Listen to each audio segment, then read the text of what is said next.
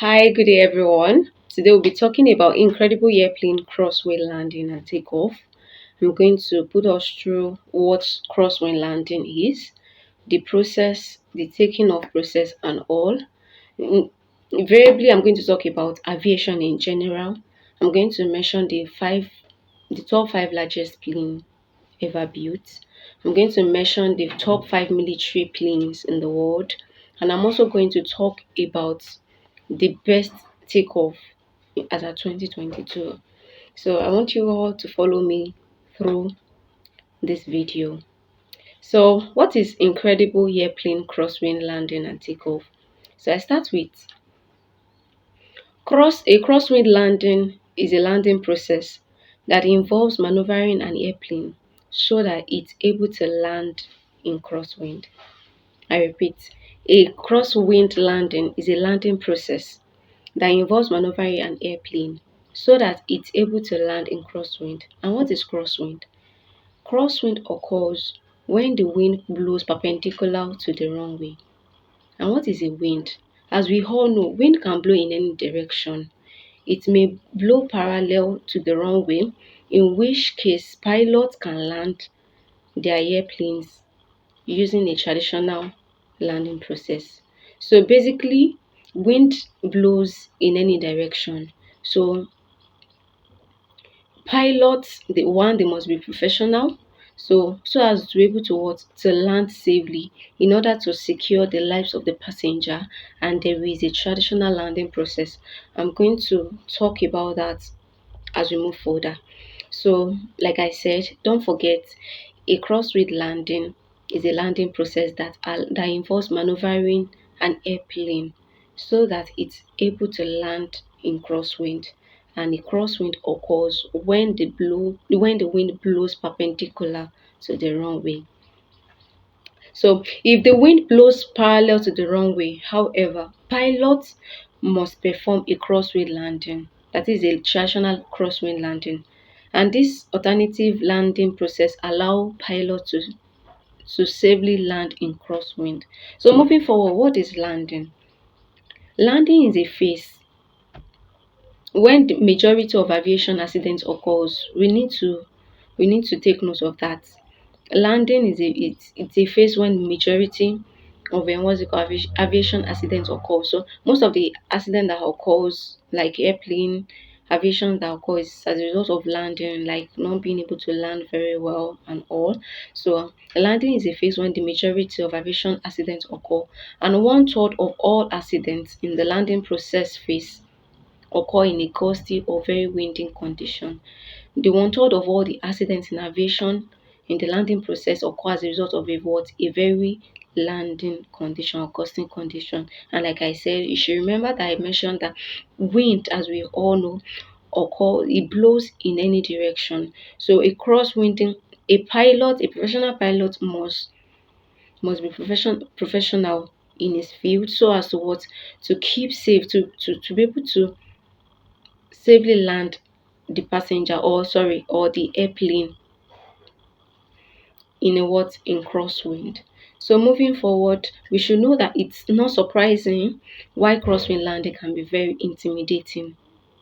Then also, talking about the crosswind takeoff, I've explained what crosswind landing is. I've explained what wind is. Now moving forward towards the crosswind takeoff. During a crosswind takeoff, there is tendency for the upwind wing to lift and for the aircraft to turn into the wind. That is the weathercock.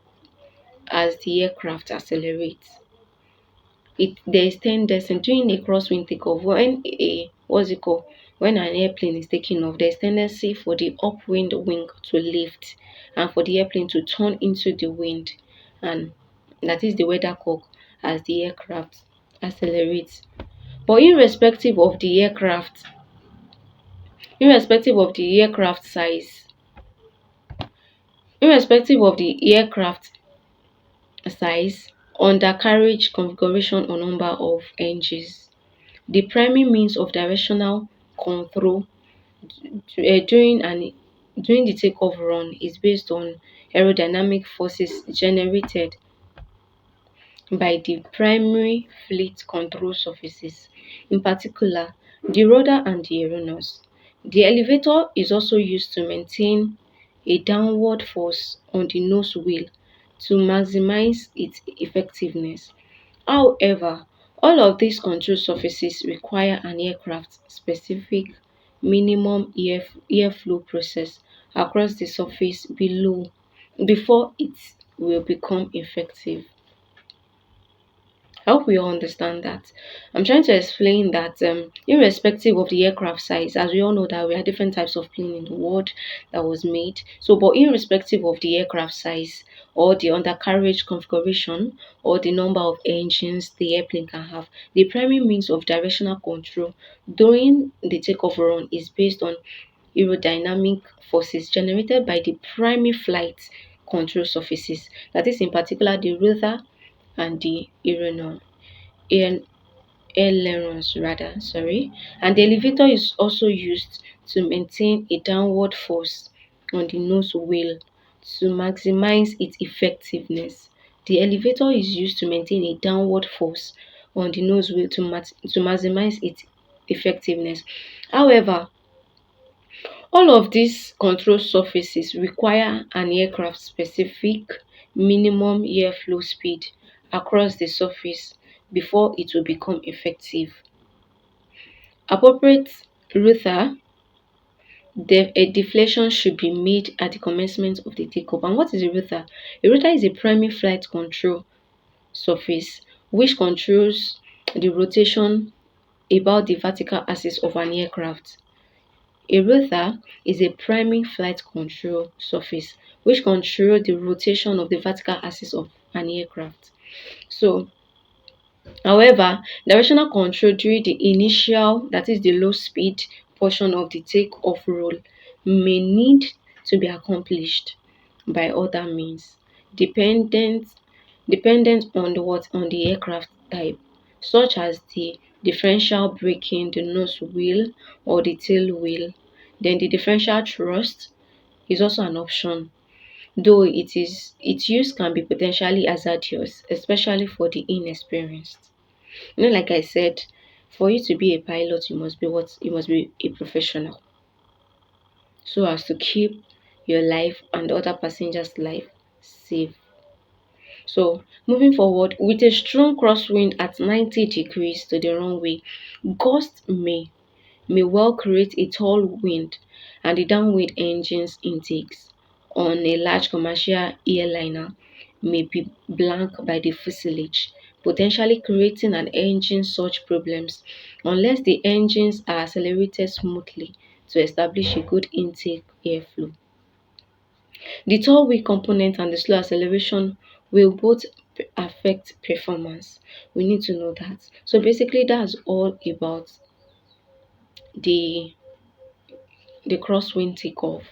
So basically, crosswind takeoff really do not have much issue, considering the fact if you know the size, like irrespective of the size, the aircraft size, the primary means is just of the directional control during takeoff run, which is based on the aerodynamic force generated by the primary flight control surfaces.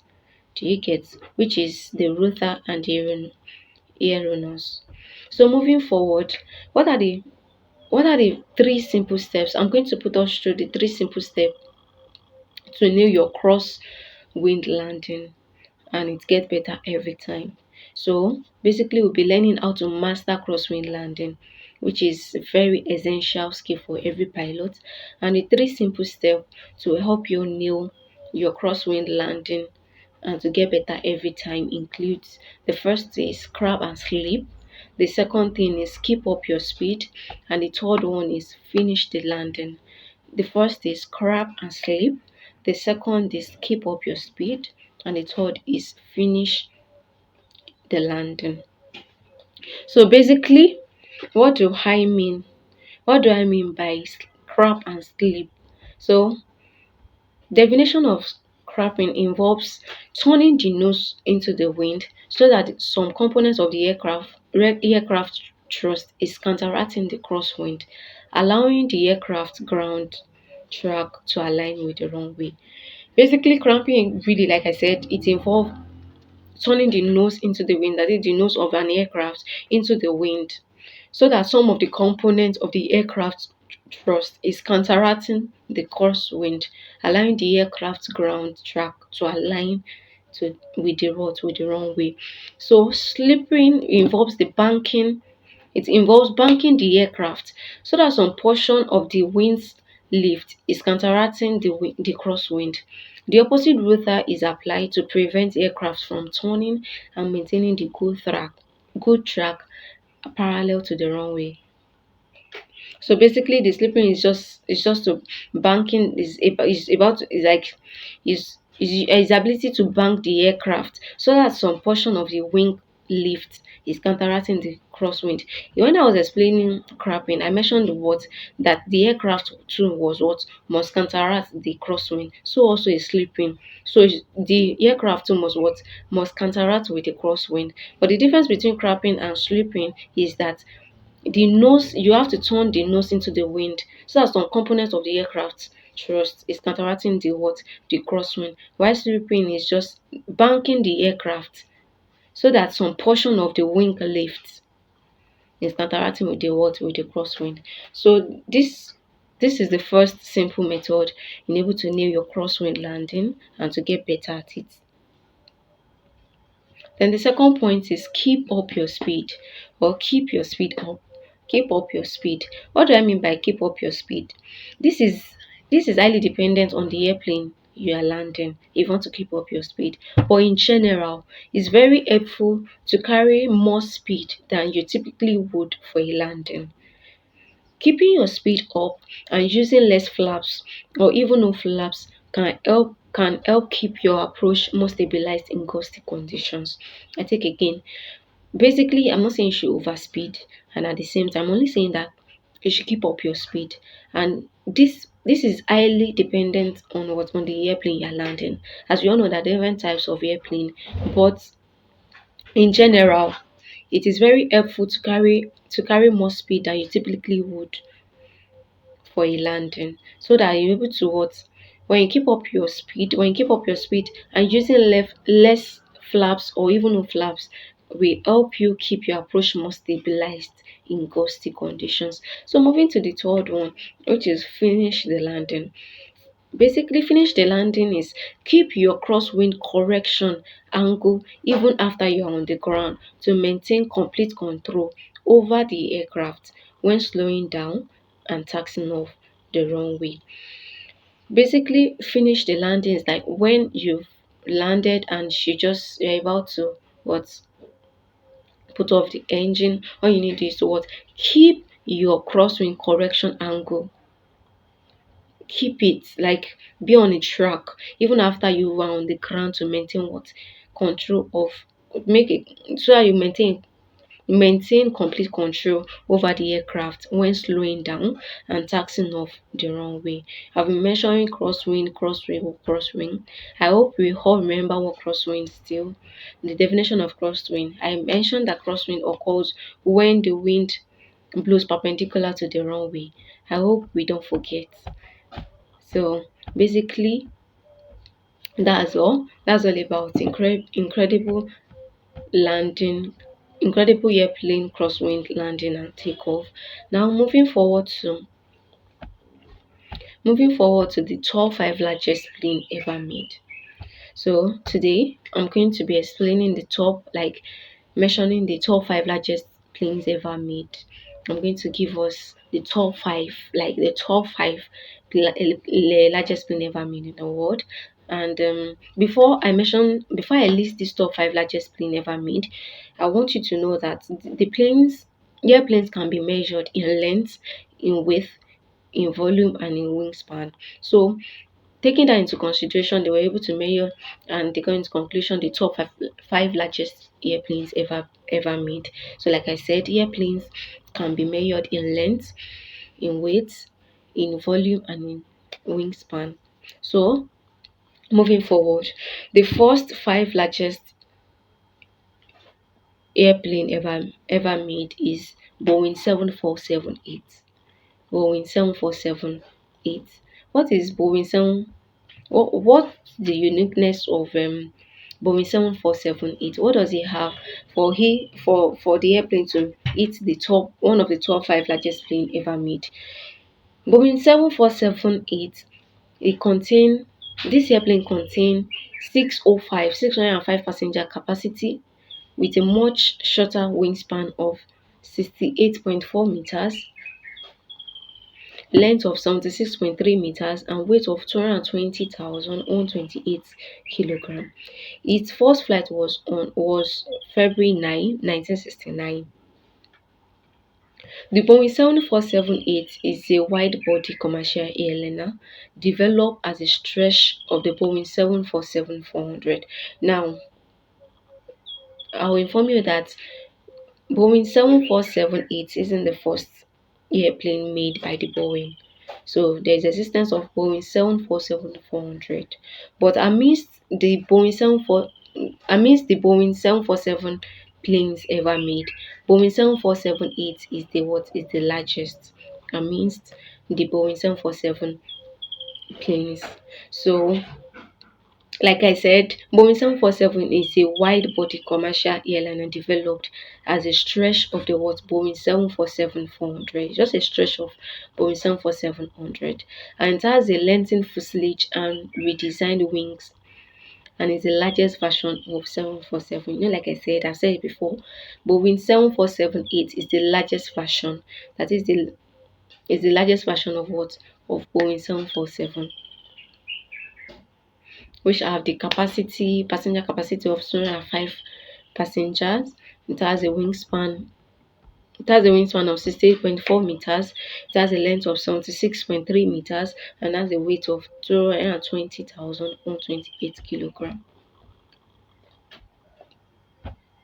Moving forward, the Boeing Company is an American multinational corporation that designs, manufactures, and sells airplanes, rocket craft, rockets, satellites, telecommunication equipment, and missiles worldwide. They have a lot of things that they sell in the Boeing Company. It's a American multinational corporations that design so many things: satellites, routers, craft, airplanes, and all. The company also provides leasing and product support services. Boeing is among the largest global aerospace manufacturers. It is the third largest defense contractor in the world based on 2020 revenue, and it is the largest exporter in the United States by dollar value. Boeing was founded by William Boeing Institute, Washington on July 15, 1916, and the present corporation is the result of merger of Boeing with, McDonnell Douglas on August 1, 1997. Now, having said this about Boeing 747, we know that Boeing 747 is the largest airplane ever made, like it's the largest version of Boeing 747. And I mentioned the name of the founder of Boeing 747 in the person of Williams Boeing.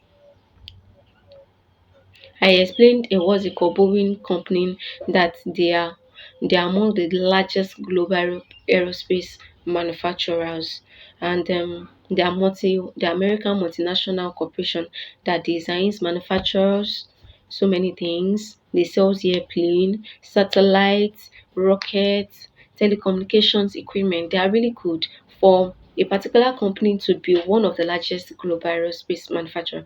Like they are doing well. They are really doing well. Now, having said this, what is their mission? What's the mission of Boeing? The mission of Boeing is to connect, protect, explore, and inspire the world through aerospace innovation. Wow, what a beautiful mission. The mission of Boeing generally is to what? Is to protect, connect people, explore, inspire the world through what? Aerospace innovation. Having said this, this brings the end of Boeing 747. Moving forward to the second top five largest airplane ever made is Airbus 380.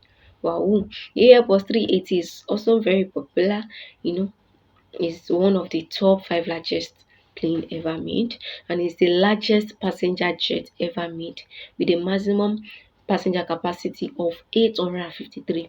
One thing we need to know is the jet. The second thing is the largest passenger jet ever built, like ever made, with passenger capacity of 853.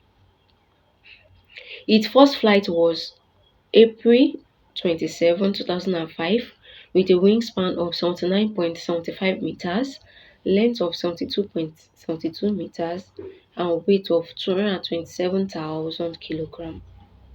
Airbus started Airbus studies started in 1988, and the project was announced in 1990 to challenge the dominance of Boeing 747. Now, you need to know that the one of the I've mentioned the Boeing 747-8, right? Now, the second one is the Airbus 380. Now, Airbus 380 was what was came into picture in order to challenge the dominance of Boeing 747 in the long haul market. You can imagine, and which is a good thing due as a result of growth. Moving forward, the then designated A3XS project was presented in 1994. Airbus launched the $10.7 billion A380 program on 19 December 2000. The first prototype was unveiled in Toulouse on 18 January 2005, with its first flight on 27 April 2005. Like I said, it then obtained its certificate from the European Aviation Safety Agency EASA and the US Federation Aviation Administration on 12 December 2006. Due to the difficulties with the electrical wiring, the initial production was delayed by 2 years, and the development the development cost almost doubled. Wow. So basically that's all about Airbus. You need to know that Airbus 380 was created in order to challenge the dominance of Boeing 747. And it has been like the studies has been in existence since 1988. The studies started in 1988, and a lot of things, and but its first flight was on April 27, 2005. That's a very long duration, and it's just only first prototype was ever made. And mentioning moving forward, all the top five largest planes I'm going to mention, their peculiarity is that what they were only there was only for just one prototype ever made, just a prototype, due to the cost, due to the time, due to the duration and funding. So they devote their time, their energy, their money into it, so that to become what the best. And that is why it's the top, and that is why they are in the top five largest airplanes ever made. So Airbus 380 was one of the top five largest plane ever made, and just only first prototype was made. And its first flight was April 27, 2005. Its uniqueness is the largest passenger jet ever made. Trust me, these studies have started since 1988, and its first flight was 2005. The year is so much. They put in the effort. Trust me, they put in the effort, and is first, and at the end of the day, due to the difficulties with the electrical wiring, the initial production was delayed by 2 years, and the development cost almost doubled. Now, having said this about Airbus 380, what are the mission of Airbus 380? Airbus 380 mission is to alleviate traffic congestion at busy airports by transporting more passengers with fewer flights, more efficiently, and with much lower carbon dioxide emission per seat. Wow, what a beautiful mission! What a beautiful mission. It's just a way of helping people, humanity in all. They help to alleviate traffic congestion at busy airplane by transporting more passengers with fewer flights. Yes, in a situation that Airbus 380 has the passenger capacity of 853. Definitely is going to what? Is going to transport more passengers, right? With fewer flights, more efficiently, and with much lower carbon dioxide emission per seat. Wow, and that is beautiful. I hope we don't forget the mission of Boeing 747. I hope we don't forget. His own mission is to what? Is to connect, protect, explore, and inspire the world through aerospace innovation. While the Airbus 380, his own mission is to what? Alleviate traffic congestion at busy airports by transporting more passengers with fewer flights more efficiently and with much lower CO2 emission per seat. So moving forward, so the third top five largest plane ever made. So what is this third? The third one. The third one is the Antonio An 225. Wow, Antonio An 225. Antonio An 225 is the largest aircraft in the world with six engines, and only one example was built. Like I said, I've said it earlier that the top five largest plane I will be mentioning, they only have what it's just only one prototype was ever built due to the time, funding, and all. So Antonio and 225 is the largest aircraft in the world with six engines, and only one example was built. It has wingspan of 88.4 meters, length of 84 meters, and weight of 285,000 kilograms. Wow. Its first flight was December 21, 1988. If you remember vividly, first flight of Antonio of Han took place the date was December 21, 1988, while Airbus Airbus 380 study started what in 1988. Can you see the difference? I hope you are with me.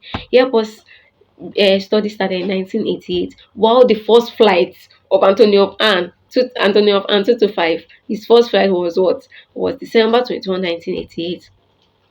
It was a strategic airplane cargo design. It was a strategic airlift cargo aircraft designed in 1980s by the Antonov Design Bureau in the Soviet Union. It was originally developed as an enlargement of the Antonov An 124.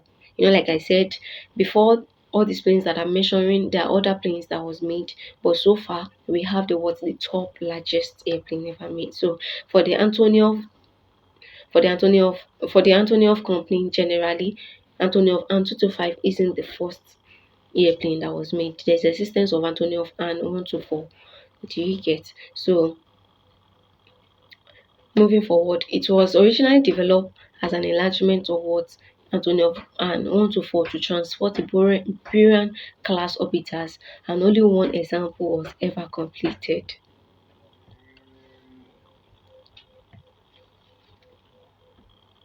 So moving forward, after successfully fulfilling its military missions, the aircraft was mothballed for 80 years. It was then refurbished and reintroduced into commercial operation with Antonov and Airbus carrying oversized payloads. So Antonov Airlines, like another thing is what helps to carry oversized payload, while a second airframe with a slightly different configuration was partially built. Construction was altered more than once due to lack of funding and interest. This second aircraft was last brought up to 60 to 70 completion in 2009. Now you can imagine the Antonov and still move forward. The Antonov design, the company, they try to move forward so that they can just maybe make a second aircraft, or like a second version of the Antonov An 225. But unfortunately, due to so many things, difficulties, slight different configuration, the construction was altered due to lack of funding and interest. Do you get, like, it's all this, it takes time, commitment, effort, money, and all. So and for Antonio, and that was altered was due to the lack of funding and interest, and the second aircraft was last brought up to 60 to 70% completion in 2009. Wow. And with a maximum takeoff weight of 640 tons, the Antonov An 225 held a several records, including the heaviest aircraft ever built. That is, aside it being the largest aircraft, it's also the heaviest aircraft ever built and the largest wingspan of any aircraft in the operational services. That's its uniqueness. It's the heaviest aircraft ever built with the largest wingspan. And what is its wingspan? It has a wingspan wingspan of 88.4 meters, and also have the weight of 285,000 kilograms, the length of 84 meters. So due to the weight, the length, and being the weight, the length, and the wingspan, it is recorded as the heaviest, largest, like the heaviest aircraft ever built, and the largest wingspan of any aircraft in the operational services you could imagine. And the Antonio Van 225 attracted a high degree of public interest, attaining a global following due global attaining a global following due to its size and its uniqueness. Wow. Due to its size and uniqueness, it attracted a high degree of public interest. People people had to frequently visit airports so as to see its scheduled arrivals and departure. Wow. Antonio Ann has a great uniqueness to the point that people had to frequently visit the airport to see its scheduled arrivals and departures due to the heaviest aircraft, its uniqueness, its size, and all. Wow, it's good to really have a unique thing. Like I said, all these top five largest airplane ever built, they have uniqueness. There are things that makes them stand out amidst other aircraft ever made. Now, although it's so unfortunate that the completed Antonov Van 225 was destroyed in the Battle of Antonov Airport during 2022 Russian invasion of Ukraine. What a great loss. The largest airplane ever built with the heaviest craft ever built, like including the large wingspan, was what was destroyed in the Antonov airport during the 2022 Russian invasion of Ukraine. What a great loss. Anyways, moving forward, the next top five largest airplane ever built is UG's H4 Echoes. UG's H4 Echoes is the biggest plane ever made. Wow, biggest airplane ever made. It was made as a single prototype again. This plane is made for flying boats. It's made for flying boat transport for the Second World War II, but not completed in time to be used in war. So majorly the main reason why UG's H4 Echoes was built was what was made was able to it was able to transport a flying boat for the Second World War II. But it's so unfortunate that it was not completed in time to be used for the war. To be used in the war rather, and its first flight was November 2, 1947.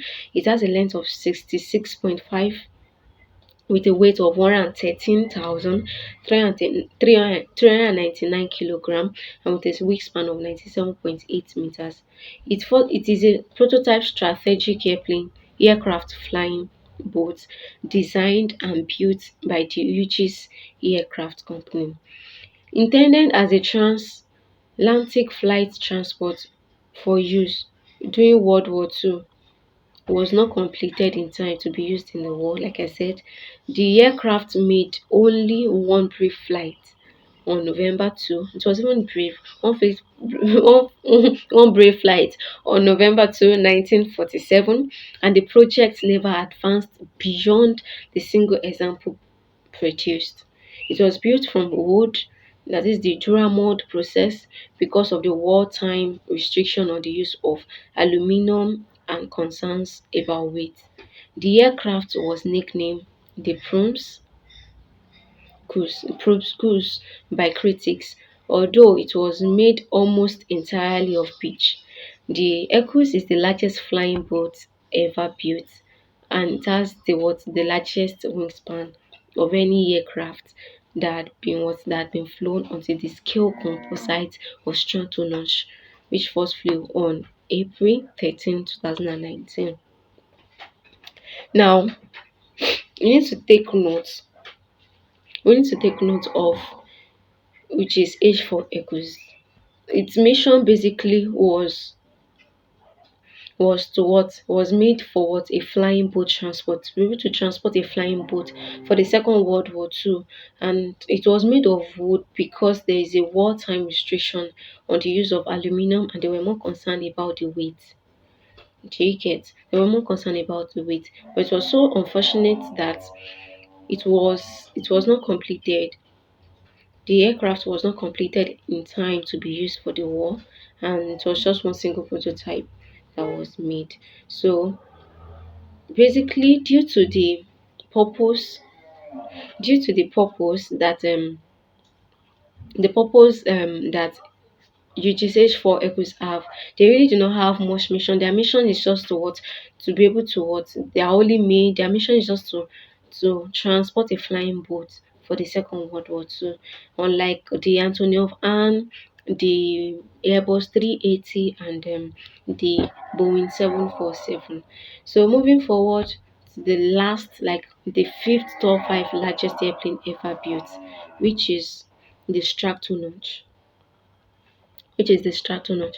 Stratonaut has wingspan of 117 meters, length of 73 meters, and with weight of 226,796 kilograms. Its first flight was April 13, 2019, so recent. The aircraft features the aircraft feature a twin fuselage design and the longest wingspan ever flown at 385 feet, surpassing the UG's H4 Equus flying boat of 221 feet. The Stratonaut is intended to carry 550,000 pound payload and has 1.3 million pound maximum takeoff weight. Wow, that's so huge. 1.3 million pound weight maximum. Hey, pound maximum takeoff weight. So it should release its rocket at 35,000 feet. Stratonaut was funded by Microsoft co-founder Paul Allen in 2011 to provide largest plane incorporating parts from two Boeing 747 jumbo jets. But Allen never got to see the rock take to the air. Wow. So unfortunate he died in 2019 at the age of 65, just months before the plane first flight.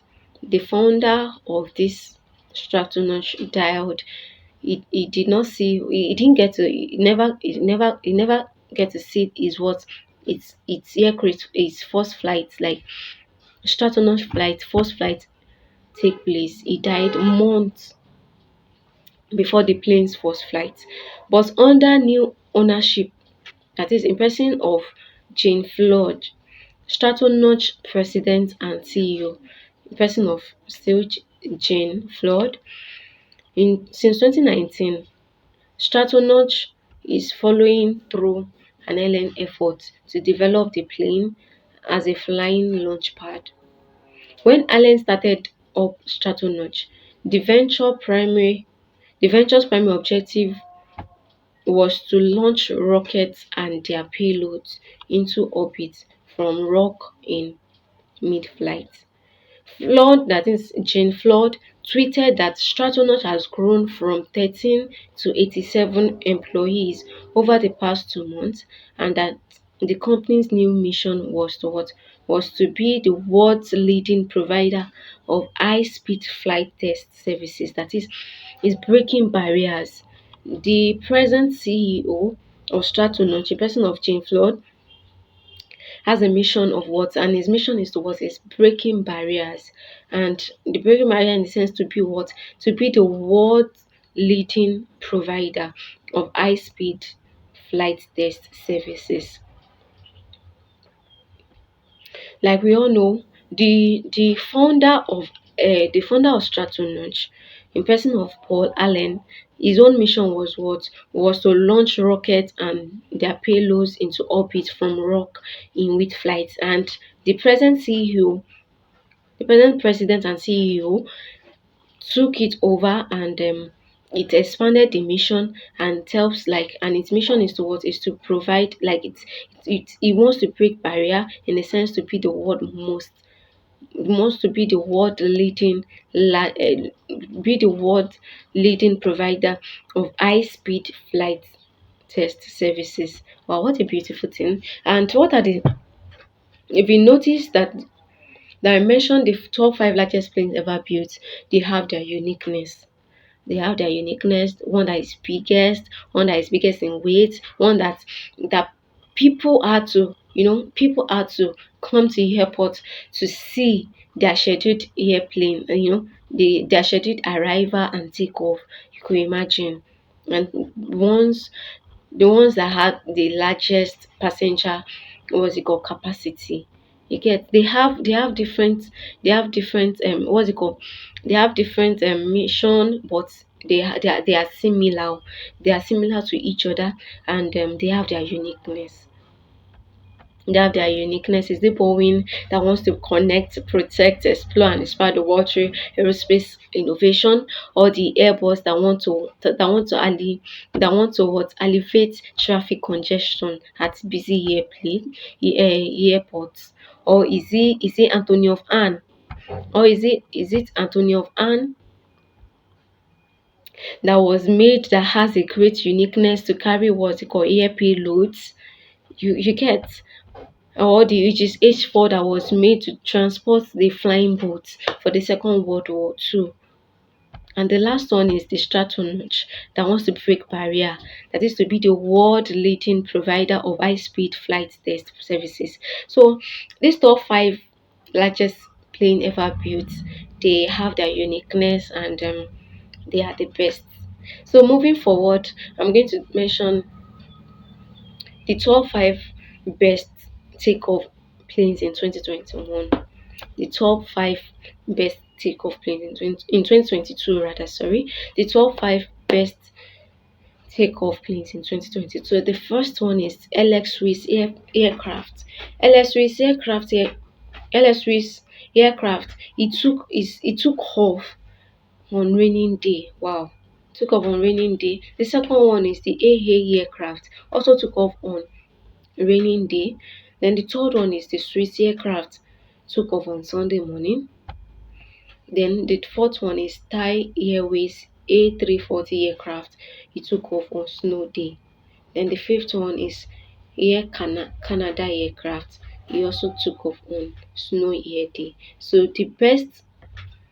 airplanes, the top five best takeoff airplanes 2022 are the LS Swiss, which took off on raining day, the AA aircraft, which also took off on raining day, the Thai aircraft 340, the Thai Airways 340 aircraft that took off on snow day, the Air Canada aircraft that took off on snow day, and the Swiss aircraft that took off on what, on Sunday morning. That's that about the top five best takeoff planes in 2022. Then moving forward, what are the top five military planes in the world? The top five military planes in the world, they include, the number one is the Sukhoi Su-35, the Chengdu J-20, the Eurofighter iPhone, the Lockheed Martin F-22 Raptor, and the Lockheed Martin F-35 Lightning II. So like I said, the top five military airplanes in the world, the one is the Sukhoi Su-35, the Chengdu J-20, the Eurofighter iPhone, the Lockheed Martin F-22 Raptor, and the Lockheed Martin F-35 Lightning. That's all about today. That's all about today. Incredible airplanes, crosswind landing, and takeoff. And before I go, let me quickly do a quick recovery, summary of what we've talked about today. I gave, basically, we're talking about the incredible airplane crosswind landing and takeoff. I talked about the what crosswind landing is. I explained that a crosswind landing is the landing process that involves maneuvering an airplane so that it's able to land in crosswind. I also mentioned what crosswind is after I gave the explanation or the definition of crosswind landing. The definition of crosswind occurs when the wind blows perpendicular to the runway. A wind must for crosswind to occur, a wind must blow perpendicular to the runway. And what is wind? As we all know, wind blows in any direction and it may blow parallel to the runway. And in that case, pilots can land their airplane using a traditional landing process. In a situation when a wind a wind blows parallel to the runway, a professional pilot must land their airplane using a traditional process. And this alternative landing process allow a pilot to land safely in crosswind. Moving forward, I explain what landing is. I explained that landing is a fix when the majority of aviation accidents occurs. In a situation when an aircraft or an airplane wants to land, majorly one third of all accidents they occur in landing phase, which is as a result of a gusty or very windy condition, which is not surprising that crosswind landing can be very intimidating. So moving forward, I explained the crosswind takeoff, and I explained that during crosswind takeoff, there is tendency of what upwind wing to lift. That is upwind wing of aircraft to lift and for the aircraft to turn into the wind. That is the weather curve as the aircraft increases. But irrespective of the aircraft size, the undercarriage configuration, or the number of the engines, the primary means of directional control during the takeoff run is based on what the aerodynamic forces generated by the primary flight control surfaces, that is in particular the rotor and the ailerons. So and I move further by explaining so many things that the appropriate rotor deflection should be made at the commencement of the takeoff. And what is a rotor? A rotor is a priming flight control surface which controls rotation about the vertical axis of an aircraft. So appropriate appropriate rotor deflection should be made at commencement of the of takeoff, when when a plane or an aircraft wants to take off. Appropriate rotor deflection should be made at commencement of the of the takeoff.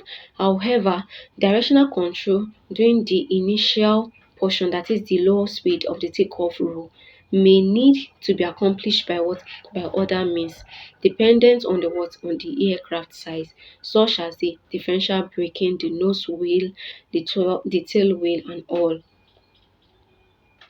So I also mentioned that with a strong crosswind at 90 degrees to the runway, gusts may well create a tailwind and the downwind engine intakes on the large commercial airliners may be blank by the fuselage, potentially creating an engine switch problem unless the engines are accelerated smoothly to establish a good intake airflow. The tailwind component and the slow acceleration will both affect the performance. And also, after mentioning giving the explanation of crosswind takeoff, I move further by explaining the three simple steps to help you nail your crosswind landing and to get better at it every time. The first one is the crab and slip. The second one is keep up your speed, and the third one is finish your landing. I gave an explanation of what crab is and what slip is. I explained that crabbing involves the turning the nose, or that is the nose wheel of an aircraft into the wind, so that some component of the aircraft thrust is what is counteracting the wind, allowing the aircraft ground track to align with the runway. I also explain what slipping is. Slipping is the banking the aircraft, so that some portion of the wings lift is also counteracting the crosswind. The opposite rotor is applied to prevent the aircraft from turning and maintaining the ground track parallel to the runway. So the second simple step to nail a crosswind landing is keep up your speed. That is, keep your speed up. Keep up your speed. It's highly dependent. This one is highly, if you want to practice this, one thing you need to know is it's highly dependent on the airplane you are landing. is dependent on it. But in general, it's very helpful to carry more speed you typically would for a landing. Keeping your speed up and using a less flaps or even no flaps can keep your approach more stabilized in gusty conditions. And the third simple step to nail your crosswind landing is the third simple step to nail your crosswind landing is what? Is to finish the landing.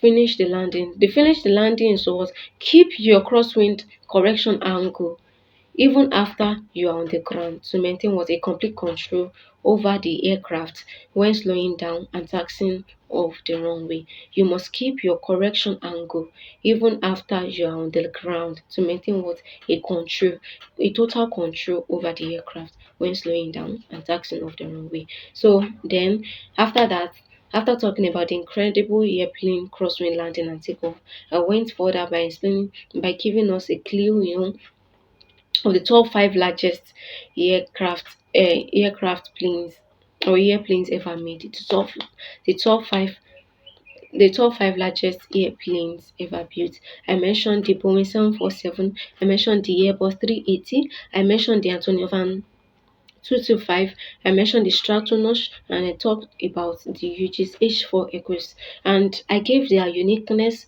I gave their what's it called, their mission and all. Boeing has the uniqueness of the capacity, like so to say, like they have that's the uniqueness amidst the Boeing 747 planes ever made. That's the uniqueness with the passenger capacity of 605, and their mission is to what? To connect, to protect, to explore, and to inspire the world through the aerospace innovation. For the Airbus 380, it was the study started so as to challenge the dominance of the Boeing 747, and the mission is to what? Is to alleviate traffic congestion at busy airplanes by transporting more passengers with fewer flights and more efficiently, and also with much lower CO2 emission per seat.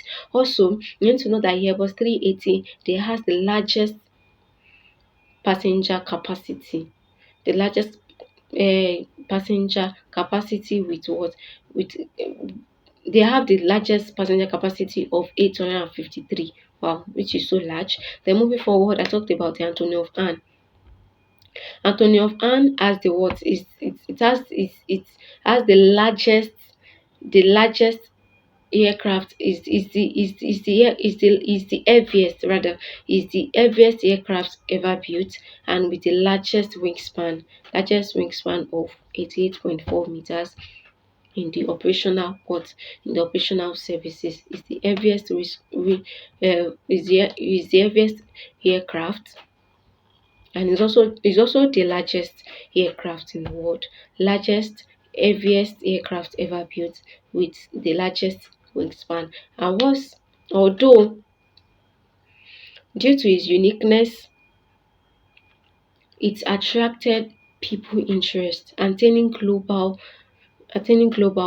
following due to its size and what and its uniqueness. People frequently visited airport to see its scheduled arrivals and departure. Although Anthony of Anne was destroyed in the battle of Antonov Airport during the 2022 Russian invasion of Ukraine, which is a great loss. Then moving forward, it talked about which is H4 Echoes. This plane is the biggest plane ever made, and it was made for the Second World War II in order to transport a flying boat.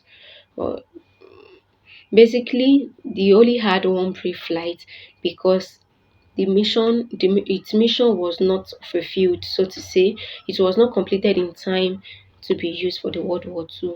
The World War II, the World War ended before it was completed. So it only had one brief flight, which took place on November 2nd, 1947. And the last one is the Stratonosh. The Stratonosh is also the biggest. They want to break barrier. Its uniqueness wants to break barrier, and they want to be the world leading provider of high speed flight test services, which is awesome. They have They have the longest wingspan ever flown at 385 feet. And they also have a large payload. So, although the founder of Stratolaunch, in person of Paul Allen, died before it could not be before it for the astronaut first flight, and it was just months. It was a month difference, and which was a great loss. But it was continued by the present CEO and president, in person of Jane Flood. Moving forward, also mentioned the top five best takeoff planes in 2022. I mentioned the LS Swiss, I mentioned the AAE aircraft, I mentioned the Swiss aircraft, I mentioned the Tau Airways, the A340 aircraft, I mentioned the Air Canada aircraft. These five these five best takeoff planes in 2022, they have their uniqueness in they are best takeoff planes in 2022 because some of them took off on raining day, some took off on snow day, others took off on Sunday morning. Then lastly, I also mentioned about the top five military planes in the world.